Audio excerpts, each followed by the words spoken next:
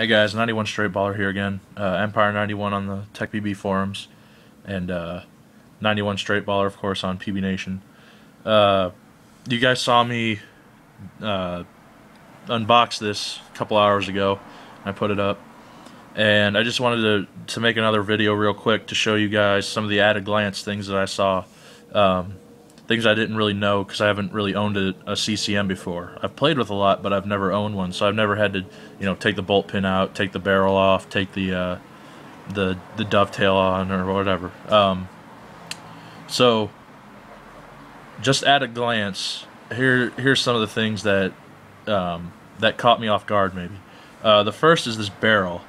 The barrel itself is not a problem to get off because you can get enough torque on it. So that comes out easy. That's no problem. The problem is the sizer, and most of you are going to be getting sizers. I think it's only the T2 that you can get inserts for your barrel. But if you use this CCM barrel and the sizer, this thing's not going to want to come off. There's just not enough to grab it. So if you notice, it has holes here. You're going to take your Allen key, and I think this is a 7/64. You're going to take it. You're going to drop it through the one side, and then out through the other, so it looks like this. Alright, and all you're going to do is you're going to take it and you're going to twist it, and hopefully that's enough to break it through. That doesn't take much force, but hopefully it's enough to break it free, and then it just comes out. No problem after that. And some of the advice I got from one of the guys on TechPB, Hogzilla, I think it's Hogzilla 88, he said, and I should have thought of this before, if you put an O-ring here, right in this groove here, that'll prevent it from sticking to the body itself, and that's true. Also, if you put some tri-flow around the threads, that makes it a whole lot easier. The second thing that I noticed is that this bolt pin is extremely hard to take out. It is in there snug, and I've already got it started here, as you can see, just because I can only use one-hander in this video. But this is extremely hard to take out. See if I can grab it even when I've got started. There we go. This is a very snug fit into this bolt here. So what you're going to do is you're going to pull it out. If you can't get it out, take a pair of pliers and wrap them in a t-shirt or some kind of cloth so that you've got a nice thick padding on there, and then try and pull it out with those pliers, because you don't want to ruin your bolt pin or mess up the finish or anything.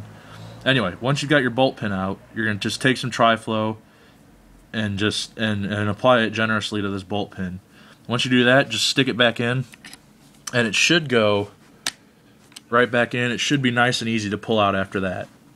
That's definitely the first thing I'm going to be doing when I get home. There we go. Put it back in. Perfect. All right. The third thing I wanted to mention, the third and final thing, is this dovetail. This dovetail kind of threw me for a loop. I actually had to go online and look up what was going on. I could not for the life of me get this ASA to stay on. And the thing is, you have to have these screws extremely tight. Extremely tight. And I did not realize it was going to be that difficult.